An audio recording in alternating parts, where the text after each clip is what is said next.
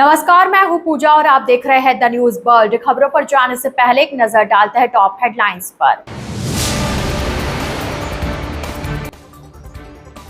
अमित शाह ने निम्बाहेड़ा में अटल प्रतिमा का किया अनावरण। 5,659 करोड़ के विकास कार्यों की सौगात।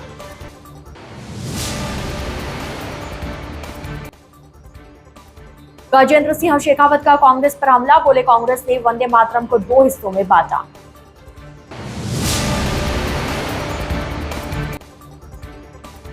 रामदेवरा मेले को लेकर railway alert, DRM Anurag Tripathi ने पोखरण स्टेशन पर किया निरीक्षण। तो यह थी हेडलाइंस और अब खबरें विस्तार से। केंद्रीय गृह मंत्री एवं सहकारिता मंत्री अमित शाह ने रविवार को चित्तौड़गढ़ के निम्बाहेड़ा में पूर्व प्रधानमंत्री स्वर्गीय अटल बिहारी वाजपेयी की प्रतिमा का अनावरण किया और अटल गौरव स्मृति समारोह को संबोधित किया। इस दौरान शाह ने कहा कि अटल जी का पूरा जीवन राष्ट्र प्रथम की भावना को समर्पित रहा। उन्होंने पोखरण परमाणु परीक्षण सहित अटल सरकार के कई बड़े फैसलों का उल्लेख करते हुए कहा कि उन्होंने विश्व के दबाव के सामने भी देश हित से समझौता नहीं किया। समारोह में 15 जिलों के 5,659 करोड़ रुपए के 944 विकास कार्यों का लोकार्पण और शिलान्यास किया गया। साथ ही जल जीवन मिशन के तहत 1,500 गांवों को हर घर नल से जल की सौगात दी गई। अमित शाह ने मेवाड़ की वीर भूमि को नमन करते हुए महाराणा प्रताप, वीर पूंजा भील और भामाशाह की राष्ट्रभक्ति को याद किया। उन्होंने कहा कि जल जीवन मिशन के जरिए राजस्थान में करोड़ों घरों तक पानी पहुंचाने का काम हुआ है। मुख्यमंत्री भजनलाल शर्मा ने कहा कि अटल जी के नेतृत्व में परमाणु परीक्षण और कारगिल विजय ने भारत की वैश्विक छवि मजबूत की। उन्होंने कहा कि राजस्थान अब विकास के पथ पर तेजी से आगे बढ़ रहा है। वहीं जोधपुर जिले ने भी वर्चुअल माध्यम से कार्यक्रम में सहभागिता की। द इंस्टीट्यूशन ऑफ इंजीनियरिंग के सभागार से पूर्व राज्यसभा सांसद राजेंद्र गहलोत, संभागीय आयुक्त कन्हैयालाल स्वामी, जिला कलेक्टर आलोक रंजन सहित जनप्रतिनिधि और अधिकारी कार्यक्रम से जुड़े। जोधपुर में 1,475 करोड़ रुपए से अधिक के 96 विकास कार्यों का लोकार्पण और शिलान्यास भी इस राज्य स्तरीय कार्यक्रम का हिस्सा रहा। अटल जी की राष्ट्र प्रथम की विचारधारा और राजस्थान के विकास का संकल्प कार्यक्रम में दोनों की झलक देखने को मिली। केंद्रीय मंत्री गजेंद्र सिंह शेखावत ने कांग्रेस पर साधा निशाना। जोधपुर में अपने निवास स्थान पर आमजन से मुलाकात के दौरान केंद्रीय संस्कृति एवं पर्यटन मंत्री गजेंद्र सिंह शेखावत ने मीडिया से बातचीत की। वंदे मातरम को लेकर पूछे गए सवाल पर शेखावत ने कहा कि वंदे मातरम ने देश की आजादी की लड़ाई में नया जोश और ऊर्जा पैदा करने का काम किया था। उन्होंने कांग्रेस पर निशाना साधते हुए कहा कि कांग्रेस ने वंदे मातरम को 2 हिस्सों में बांटने का काम किया। शेखावत ने कल कांग्रेस कार्यालय में हुई इस घटना का जिक्र करते हुए कहा कि यह घटना कांग्रेस की मानसिकता को दर्शाती है। उन्होंने कहा कि जिस देश को पहले विभाजित किया गया उसी दौर की मानसिकता आज भी दिखाई देती है। वंदे मातरम और देश के विभाजन को लेकर शेखावत के इस बयान के बाद राजनीतिक बयानबाजी तेज होने के आसार है। क्योंकि मैंने वो वीडियो थोड़ा सा देखा है। वंदे मातरम को इसी कांग्रेस ने तुष्टीकरण की राजनीति के चलते हुए 2 हिस्सों में विभक्त किया था और वंदे मातरम को 2 हिस्सों में विभक्त करने के कारण से देश 2 हिस्सों में बटा था। वंदे मातरम के विभाजन ने देश के विभाजन का मार्ग प्रशस्त किया था। तब से लेकर के आज तक कभी संविधान सभा के निर्णय के बावजूद भी वंदे मातरम को उचित सम्मान कांग्रेस पार्टी ने मन से नहीं दिया था।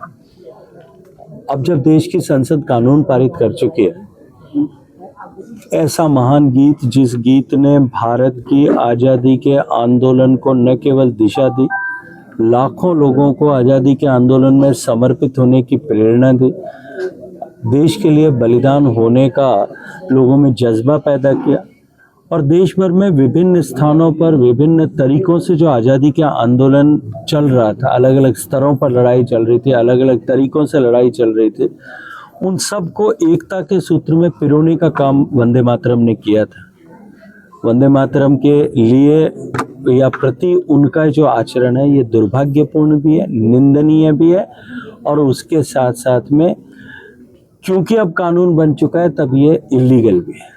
क्योंकि निश्चित रूप से शिक्षा को कंटिन्यूअसली मॉडर्नाइज करने की भी आवश्यकता है।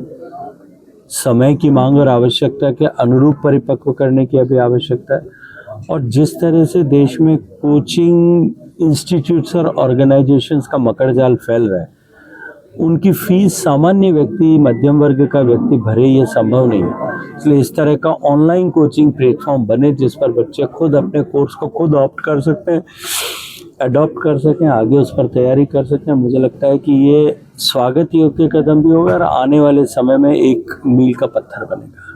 केंद्रीय संस्कृति एवं पर्यटन मंत्री गजेंद्र सिंह शेखावत ने रविवार को एमबीएम विश्वविद्यालय में 1974 बैच द्वारा निर्मित golden jubilee students welfare centre का औपचारिक लोकार्पण किया। इस मौके पर शेखावत ने कहा कि जीवन में धन, नाम और बड़ा पद हासिल करना महत्वपूर्ण है, लेकिन उससे भी ज्यादा जरूरी है कि व्यक्ति अपने पीछे क्या छोड़कर जाता है। उन्होंने कहा कि 1974 बैच सिर्फ एक भवन नहीं बल्कि एल्यूमिनाई की नई परंपरा छोड़कर जा रहा है। अपने छात्र संघ अध्यक्ष कार्यकाल की यादें साझा करते हुए शेखावत ने गर्ल्स हॉस्टल निर्माण से जुड़ा भी किस्सा सुनाया।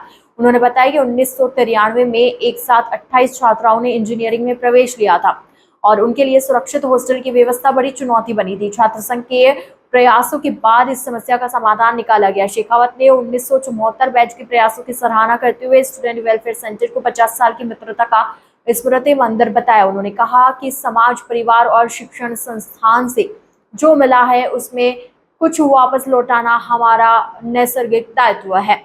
शेखावत ने एल्यूमिनाई को संस्थान की ऑर्गेनाइजेशनल मेमोरी और प्रोफेशनल एक्सटेंडेड नेटवर्क बताते हुए कहा कि मजबूत पूर्व छात्र नेटवर्क जरूरत के समय दुनिया की किसी भी कोने में मदद का हाथ बढ़ा सकता है। एमबीएम का यह सेंटर आने वाली पीढ़ियों के लिए विरासत, मित्रता और सामाजिक दायित्व की मिसाल बनकर सामने आया है। जो आज से 50 साल पहले, लगभग 50 से भी ज्यादा साल पहले, इस विश्वविद्यालय से निकल करके जो लोग गए,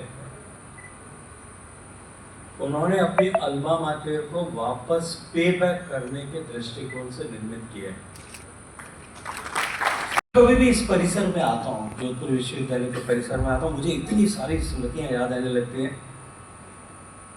मेरी स्मृति की वीणा जो है वो अपने आप सुर होती है। लेकिन आज का अवसर बहुत विशिष्ट अवसर है, और वो अवसर विशिष्ट इसलिए है कि जब हम आज एक ऐसे भवन का उद्घाटन करने हैं जिसके बारे में अभी आदरणीय सोम जी ने, आदरणीय किशन सिंह जी ने विस्तार से हम सबके सामने रखा, तो ये केवल एक उद्घाटन का अवसर नहीं, अपितु एक पीढ़ी द्वारा पीढ़ी के लिए निभाए गए अपने दायित्व का प्रकटीकरण का उत्सव है।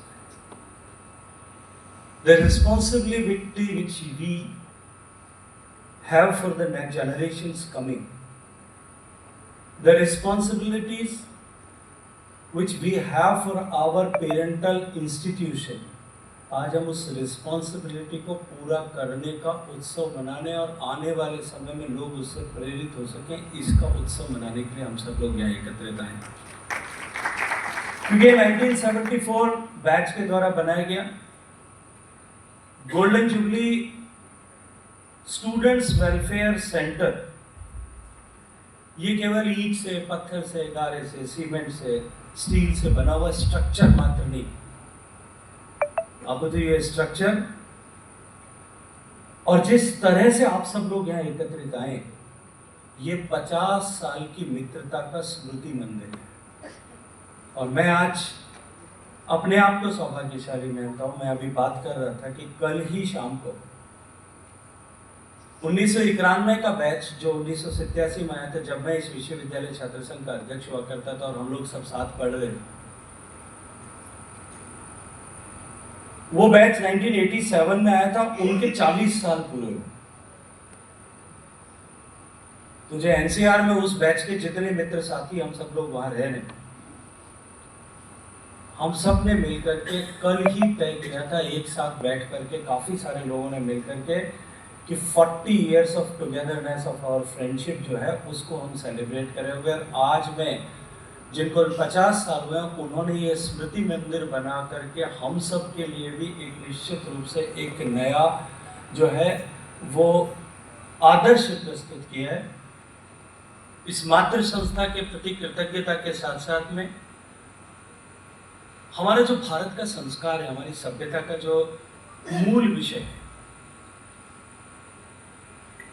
मैं 1974 का ग्रेजुएट हूँ MBM का, और हमारे गोल्डन जुबली के टाइम हमने एक बच्चों के लिए इंफ्रास्ट्रक्चर डेवलप करने की शुरुआत की, जो आज बन के तैयार हो गया। उसमें करीब 1.5 करोड़ की लागत आई है, और उसके एक्सटेंशन के लिए भी हम लोगों ने हमारे सभी मेंबर से अप्रूवल लिया है।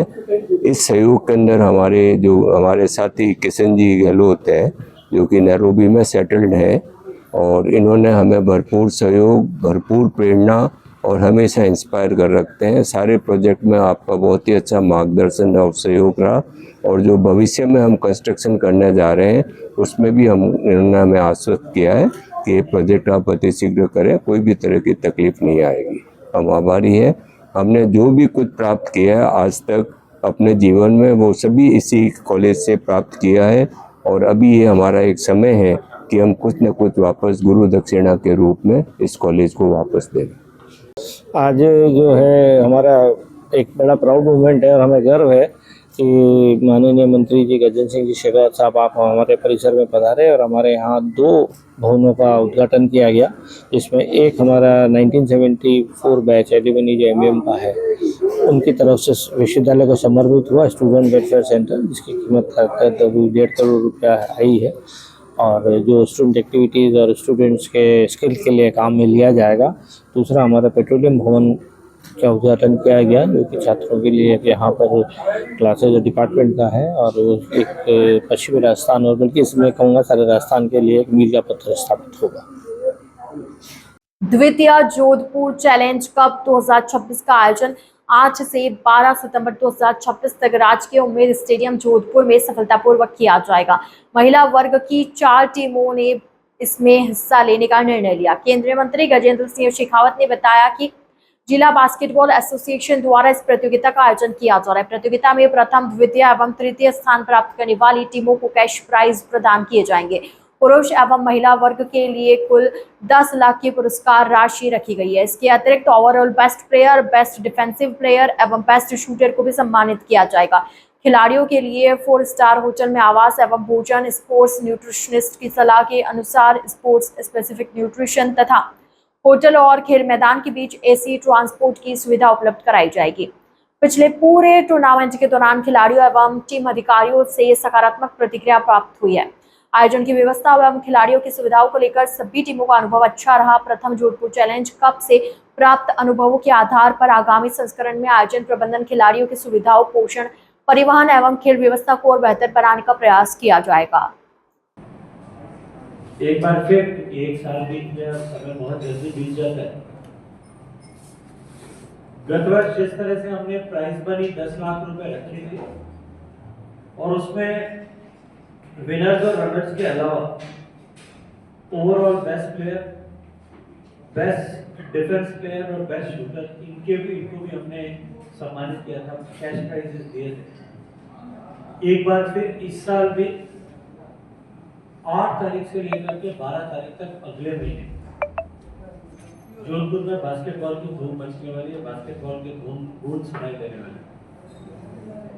अब की बार क्योंकि एम्स के टूर्नामेंट, एम्स के ग्राउंड में वहां उनका कोई टूर्नामेंट पहले से चल रहा है, और पिछली बार का अनुभव था कि टूर्नामेंट का स्तर बहुत अच्छा था, लेकिन क्योंकि वो एक कोने में, इसलिए वहां दर्शक कंपैरेटिवली टीम्स के अलावा बाकी इंटरेस्टेड लोगों के अलावा बाकी लोग नहीं पहुंचते, जनरल पब्लिक उसके साथ में जुड़े। इस दृष्टिकोण से सोच करके आपके टूर्नामेंट को हमारे उम्मेद स्टेडियम के ग्राउंड्स में कराने का निर्णय किया। 12 तारीख तक जोधपुर में पिछले वर्ष की तरह एक बार फिर डिस्ट्रिक्ट बास्केटबॉल एसोसिएशन जोधपुर द्वारा नेशनल टॉप 8 टीम्स का एक टूर्नामेंट मेंस और टॉप 4 टीम्स का विमेंस का आयोजन किया जा रहा है। पिछले बार के टूर्नामेंट की तरह 10 लाख रुपए प्राइज मनी के साथ होने वाला यह टूर्नामेंट जोधपुर में खेल के जगत में एक नई ऊर्जा उत्पन्न करेगा, और उसके साथ साथ में एक रोमांच को यहाँ जोधपुर के लोग अनुभव कर सकेंगे। देश के सारे नेशनल और इंटरनेशनल लेवल के प्लेयर्स यहाँ खेलते हुए जोधपुर में दिखाई देंगे और निश्चित ही उसके कारण से जोधपुर बास्केटबॉल खिलाड़ियों को भी बहुत कुछ नया सीखने को मिलेगा। आप सबका सहयोग अपेक्षित। भूतेश्वर वनखंड स्थित कुमटियों की गाल और अंजनेश्वर आश्रम में नेचर ट्रेल और वन रिस्टोरेशन पहल का आयोजन किया गया। कार्यक्रम में शहर विधायक अतुल बंसाली मुख्य अतिथि के रूप में शामिल हुए और रुद्राक्ष का पौधा लगाकर अभियान की शुरुआत की। यह पहल Anuprani foundation, the green wall of Jodhpur और youth Arniya wildlife conservation and rescue group की ओर से आयोजित की गई। नेचर ट्रेल के दौरान बरसाती जल संरक्षण पर चर्चा हुई। निकट और छोटे जलाशयों के निर्माण के जरिए बारिश के पानी को वन क्षेत्र में ही संरक्षित करने पर जोर दिया गया ताकि इसका लाभ वन्य जीवों और वनस्पतियों को मिल सके। कार्यक्रम में जैव विविधता पुनर्वास को लेकर भी संवाद हुआ। पर्यावरणविद शरद पुरोहित ने प्रवासी पक्षियों और वन्य जीवों की जानकारी साझा की। विधायक अतुल बंसाली ने कहा कि इसी तर्ज पर अन्य स्थानों पर भी प्रकृति संरक्षण के कार्य शुरू किए जाएंगे।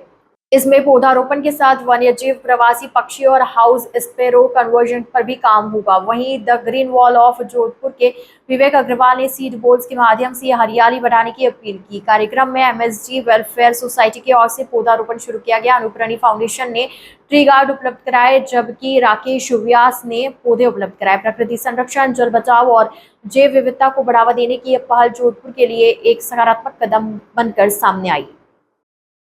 स्वतंत्रता दिवस के अवसर पर राष्ट्रीय महासचिव कविता श्रीवास्तव के नेतृत्व में महात्मा गांधी राजकीय विद्यालय कबीरनगर जोधपुर में देशभक्ति एवं सामाजिक सेवा कार्यक्रम आयोजित किया गया। कार्यक्रम में महासभा के प्रदेश अध्यक्ष अभिलेश वडेरा, जिला अध्यक्ष रशीद खान, राष्ट्रीय वरिष्ठ उपाध्यक्ष हरदीप सिंह सलूजा एवं जिला सचिव हेमंत मौर्य सहित महासभा के पदाधिकारी उपस्थित रहे। साथ ही लक्ष्मीकांत गहलोत, अध्यक्ष खादी ग्रामोद्योग कांग्रेस, प्रदीप सोनग्रा, निर्मा गेनवा एवं कृष्णाराम जी गेनवा सहित विद्यालय के समस्त अध्यापक अध्यापिकाएं मौजूद रहे। इस अवसर पर विद्यालय की प्रधानाचार्य फेहमीदा अंजुम का महासभा की ओर से माल्यार्पण, साफा, शोल, मोमेंटो एवं सम्मान पत्र भेंट कर सम्मान किया गया।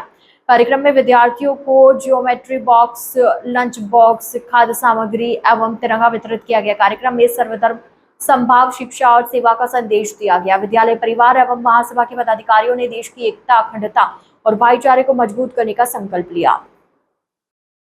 उत्तर पश्चिम रेलवे के जोधपुर मंडल रेल प्रबंधक अनुराग त्रिपाठी ने रविवार को जैसलमेर दौरे के दौरान रामदेवराम मेले के मद्देनजर पोखरण रेलवे स्टेशन का निरीक्षण किया। मेले के दौरान श्रद्धालुओं और यात्रियों की संभावित बढ़ती संख्या को देखते हुए डीआरएम ने भीड़ प्रबंधन, यात्री सुविधाओं, अतिरिक्त ट्रेनों के संचालन और सुरक्षा व्यवस्थाओं की विस्तृत समीक्षा की। उन्होंने अधिकारियों को निर्देश दिए कि मेले के दौरान स्टेशन पर यात्रियों का आवागमन सुचारू रहे। प्लेटफॉर्म, प्रवेश और निकास व्यवस्था के साथ यात्री सुविधाओं पर विशेष ध्यान दिया जाए। डीआरएम ने जरूरत के अनुसार अतिरिक्त ट्रेनों के संचालन की संभावनाओं और परिचालन व्यवस्थाओं की भी समीक्षा की ताकि श्रद्धालुओं को सुरक्षित और सुविधाजनक रेल यात्रा मिल सके। निरीक्षण के दौरान पोखरण स्टेशन पर चल रहे विकास कार्यों का भी जायजा लिया गया। निर्माणाधीन नए फुट ओवरब्रिज की प्रगति और गुणवत्ता की समीक्षा करते हुए अधिकारियों को काम निर्धारित समय सीमा में पूरा करने के लिए निर्देश दिए। इसके अलावा प्रस्तावित नई लूप लाइन सहित अन्य रेल विकास कार्यों की भी समीक्षा की गई। डीआरएम अनुराग त्रिपाठी ने कहा कि रामदेवराम मेले के दौरान यात्रियों की सुविधा, सुरक्षा और सुचारू रेल परिचालन रेलवे की सर्वोच्च प्राथमिकताओं में है। रेलवे की तैयारियों का उद्देश्य है कि मेले में आने वाले श्रद्धालुओं को सुरक्षित, सुगम और बेहतर रेल यात्रा उपलब्ध कराई जा सके। द न्यूज बर्ड के इस बुलेटिन में फिलहाल वक्त चला एक छोटी सी ब्रेक का। ब्रेक के बाद जल्द हाजिर होंगे। आप बने रहिए द न्यूज बर्ड के साथ।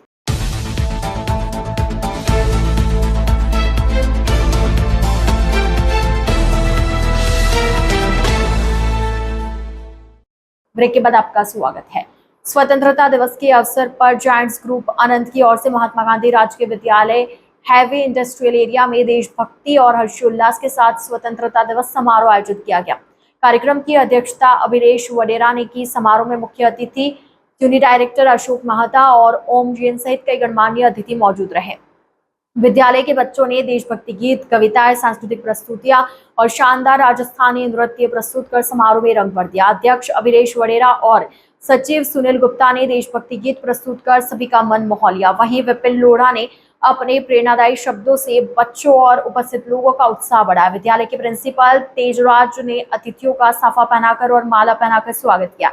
इस अवसर पर यश ओसवाल ने बच्चों के लिए 2 बड़ी दरियों की घोषणा की। वहीं फेडरेशन ऑफिसर संगीता भंडारी ने अपने प्रेरणादायी शब्दों से विद्यार्थियों का मनोबल बढ़ाया। जायंट्स ग्रुप के सहयोग से बच्चों को juice, wafers, laddoo, biscuit, cream roll और केले सहित अल्पाहार वितरित किया गया। कार्यक्रम में उषा वडेरा, इंदु ओसवाल और प्रियंका चोपड़ा सहित अन्य सदस्य मौजूद रहे। बच्चों के चेहरों पर मुस्कान और दिलों में देशभक्ति का जज्बा लिए यह आयोजन स्वतंत्रता दिवस की एक यादगार मिसाल बन गया। स्वतंत्रता दिवस के अवसर पर जोधपुर डॉक्टर्स म्यूजिक क्लब की ओर से भव्य संगीत संध्या का आयोजन किया गया। शहर के चिकित्सकों ने अपने व्यस्त चिकित्सा दायित्वों से समय निकालकर संगीत, मित्रता और मनोरंजन से भरपूर शाम का आनंद लिया। कार्यक्रम का आयोजन डॉक्टर आशीष व्यास ने किया, जबकि डॉक्टर विवेक भारद्वाज के मार्गदर्शन में चिकित्सकों ने अपनी गायन प्रतिभा का शानदार प्रदर्शन किया। संगीत संध्या का उद्देश्य चिकित्सकों को पेशेवर व्यस्तताओं से कुछ समय निकालकर आपस में जुड़ने और तनाव मुक्त माहौल में समय बिताने का अवसर देना रहा। कार्यक्रम में वरिष्ठ चिकित्सकों और रेजिडेंट डॉक्टरों ने विभिन्न गीतों की प्रस्तुतियां दी। हर प्रस्तुति पर मौजूद चिकित्सकों ने तालियों के साथ कलाकारों का उत्साह बढ़ाया। डॉक्टर इमरान ने कहा कि डॉक्टर मरीजों और अस्पताल की जिम्मेदारियों में लगातार व्यस्त रहते हैं। ऐसे आयोजन उन्हें अपनी छिपी प्रतिभाओं को सामने लाने का अवसर देते। कार्यक्रम का संचालन डॉक्टर अरुण ने किया, जबकि डॉक्टर सावित्री ने आभार व्यक्त किया। आयोजन में डॉक्टर अजय प्रजापत और डॉक्टर राकेश धारा की महत्वपूर्ण भूमिका रही। संगीत, दोस्ती और पारिवारिक माहौल के इस खूबसूरत संगम ने स्वतंत्रता दिवस की शाम को यादगार बना दिया। किसी दिलवाली ने, किसी मतवाली ने हमें खत लिखा है कि हमसे पूछा है। किसी की सांसों ने, किसी की धड़कन ने, किसी की चूड़ी ने, किसी के कंगन ने, किसी के गजरे ने, किसी के गजरे ने, महकती सुबहों ने, मचलती शामों ने, अकेली रातों में, अधूरी बातों में, तरसती बाहों ने। दूर गगन से चंदा कब दूर किरण से, खुशबू कब दूर पवन से, कब दूर पहाड़ चमन से। ये बंधन तो प्यार का बंधन है, जन्मों का संगम है। सालावास स्टेशन के महात्मा गांधी राजकीय विद्यालय में 80वां स्वतंत्रता दिवस समारोह हर्षोल्लास से मनाया गया। महात्मा गांधी राजकीय विद्यालय सालावास स्टेशन लूनी के विद्यालय परिसर में राष्ट्रीय पर्व को देशभक्ति और गरिमामय माहौल में मनाया गया। समारोह के मुख्य अतिथि उत्तर पश्चिम रेलवे मजदूर संघ के पूर्व मंडल सचिव एवं सेवानिवृत्त मुख्य कार्यालय अधीक्षक भंवरलाल चौधरी और विशिष्ट अतिथि सेवानिवृत्त आयकर अधिकारी देवी दयाल बोहरा ने संयुक्त रूप से ध्वजारोहण कर तिरंगे को सलामी दी। इसके बाद राष्ट्रगान के साथ कार्यक्रम का शुभारंभ हुआ। विद्यालय के छात्र छात्राओं ने शानदार पीटी परेड प्रस्तुत कर अनुशासन और देशभक्ति का परिचय दिया। कार्यक्रम में विद्यार्थियों ने देशभक्ति गीत, कविताएं और सांस्कृतिक प्रस्तुतियों के जरिए स्वतंत्रता सेनानियों और वीर शहीदों को नमन किया। सामूहिक राष्ट्रगीत के साथ समारोह का समापन हुआ। कार्यक्रम की अध्यक्षता ग्राम पंचायत प्रशासक उमाराम पटेल ने की। प्रधानाचार्य विक्रम पुरोहित ने अतिथियों और अभिभावकों का स्वागत करते हुए विद्यालय की प्रगति रिपोर्ट प्रस्तुत की। समारोह में क्षेत्र के गणमान्य नागरिकों, ग्रामीणों, मातृशक्ति और बड़ी संख्या में विद्यार्थियों की मौजूदगी रही। पूरे आयोजन में देशभक्ति का जज्बा और तिरंगे के प्रति सम्मान साफ नजर आया। जोधपुर में आयुर्वेद चिकित्सा को मिली नई पहचान। केंद्रीय गृह एवं सहकारिता मंत्री अमित शाह ने रविवार को डॉक्टर सर्वपल्ली राधाकृष्णन राजस्थान आयुर्वेद विश्वविद्यालय परिसर में बने अंतर्राष्ट्रीय आयुर्वेद पंचकर्म उत्कृष्ट केंद्र का वर्चुअल लोकार्पण किया। जोधपुर के द इंस्टीट्यूट ऑफ इंजीनियरिंग परिसर में आयोजित समारोह में मुख्यमंत्री भजनलाल शर्मा, उप मुख्यमंत्री एवं आयुष मंत्री प्रेमचंद बेरवा, राज्यसभा सांसद राजेंद्र गहलोत सहित जनप्रतिनिधि और अधिकारी मौजूद रहे। करीब 50 करोड़ रुपए की लागत से तैयार इस केंद्र को पंचकर्म चिकित्सा, आयुर्वेदिक वेलनेस, प्रशिक्षण और शोध के लिए अंतर्राष्ट्रीय स्तर की सुविधाओं से विकसित किया गया है। केंद्र में 50 से अधिक रोगों के उपचार के लिए पंचकर्म एवं आयुर्वेदिक चिकित्सा सुविधाएं उपलब्ध कराने की योजना है। यहाँ मरीजों के लिए 50 हट और 51 आवासीय फ्लैट तैयार किए गए हैं, जिनमें 9 हट विशेष रूप से पंचकर्म चिकित्सा के लिए विकसित किए गए हैं। केंद्र में उपचार के साथ आवास, वेलनेस और आयुर्वेद आधारित समग्र स्वास्थ्य सेवाएं भी उपलब्ध होंगी। कुलगुरु प्रोफेसर वेद गोविंद सहाय शुक्ल ने इसे विश्वविद्यालय और प्रदेश के लिए महत्वपूर्ण उपलब्धि बताते हुए कहा कि यह केंद्र आयुर्वेद को अंतर्राष्ट्रीय स्तर पर पहचान दिलाने के साथ शोध और प्रशिक्षण को भी बढ़ावा देगा। यह केंद्र जोधपुर को अंतर्राष्ट्रीय आयुर्वेदिक चिकित्सा और वेलनेस पर्यटन के प्रमुख केंद्र के रूप में विकसित करने की दिशा में बड़ा कदम माना जा रहा है। जोधपुर मंडल रेल कार्यालय अब सिर्फ रेल संचालन और प्रशासनिक फैसलों का केंद्र नहीं रहेगा। उत्तर पश्चिम रेलवे के जोधपुर मंडल ने कार्यालय परिसर में विकास केंद्र विकसित किया है, जहां रेलवे कर्मचारियों, उनके परिवारों और स्थानीय युवाओं को प्रशिक्षण, कौशल विकास और करियर कौशल मार्गदर्शन की सुविधाएं मिलेंगी। केंद्र में digital library, smart classroom, interactive digital wall, digital quiz और आधुनिक प्रशिक्षण सुविधाएं विकसित की गई है। इसके साथ ही रोजगार परक प्रशिक्षण, करियर काउंसलिंग और व्यक्तित्व विकास कार्यक्रम भी आयोजित किए जाएंगे। केंद्र में रेलवे के गौरवशाली इतिहास के साथ राजस्थान की कला संस्कृति को भी प्रदर्शित किया गया है। कर्मचारियों और उनके परिवारों के लिए पुस्तकालय, इंडोर स्पोर्ट्स जिम, योग और कैफे कॉर्नर जैसी सुविधाएं भी उपलब्ध है। मंडल रेल प्रबंधक अनुराग त्रिपाठी के अनुसार विकास केंद्र का उद्देश्य नई तकनीक, कौशल और व्यक्तित्व विकास के लिए बेहतर मंच उपलब्ध कराना है। जोधपुर मंडल की यह पहल मानव संसाधन विकास और नई कार्य संस्कृति को बढ़ावा देने की दिशा में महत्वपूर्ण कदम मानी जा रही है। तारानगर के भामाशाह मोहम्मद तैयब ने कस्बे के उप जिला हॉस्पिटल के डायलिसिस यूनिट में एक उच्च क्वालिटी की वोल्टाज कंपनी की एयर कंडीशनर भेंट की है।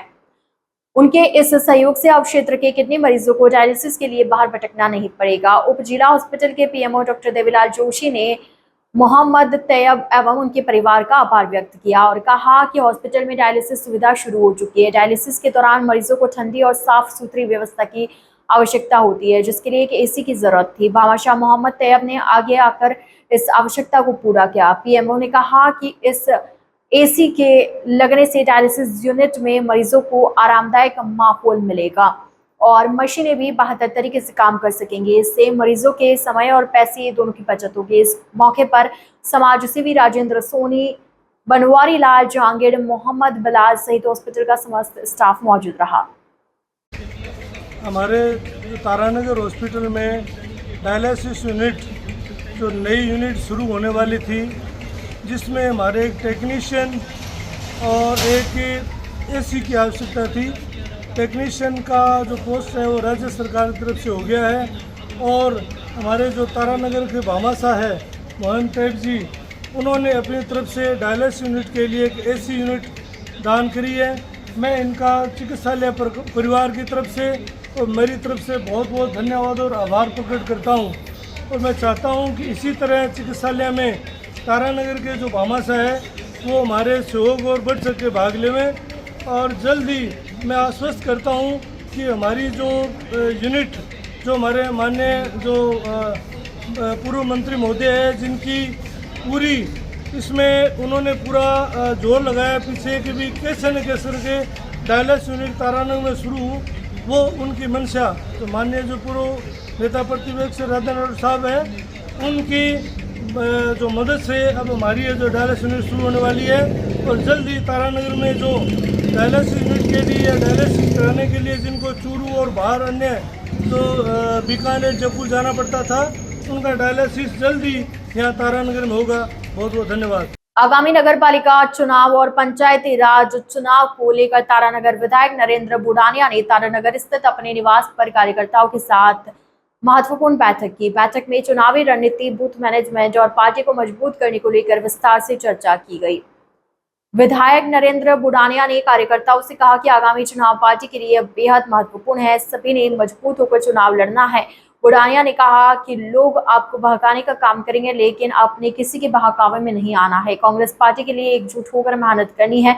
अब हम नगर पालिका और पंचायत समिति दोनों पर कांग्रेस का परचम लहराना है। बुढ़ानिया ने कहा कि चुनाव में जीत के लिए कार्यकर्ताओं की एकता और मेहनत सबसे जरूरी है। हर वार्ड और हर पंचायत में जाकर लोगों से संपर्क करें, जनता की समस्याओं को सुने। इस मौके पर विमला, कालवा, मोहर सिंह, धाणक, हरि सिंह बेनीवाल, मुंशी खां तेली सहित बड़ी संख्या में पार्टी के लोग मौजूद रहे एवं सैकड़ों लोगों को सुबह से ही आना जाना जारी रहा और सभी ने विधायक के नेतृत्व में चुनाव लड़कर नगर पालिका और पंचायत समिति में कांग्रेस की जीत सुनिश्चित करने का संकल्प लिया। द न्यूज वर्ल्ड के इस बुलेटिन में फिलहाल के लिए इतना ही। आइए चलते चलते एक बार फिर नजर डालते हैं आज की टॉप हेडलाइंस पर। अमित शाह ने निम्बाहेड़ा में अटल प्रतिमा का किया अनावरण। 5,659 करोड़ के विकास कार्यों की सौगात।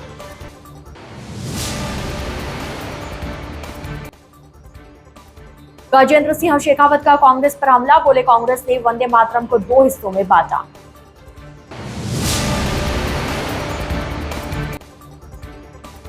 रामदेवरा मेले को लेकर railway alert, DRM Anurag Tripathi ने पोखरण स्टेशन पर किया निरीक्षण। तो अब दीजिए इजाजत पूजा को और आप इसी तरह बने रहिए द न्यूज वर्ल्ड के साथ। नमस्कार।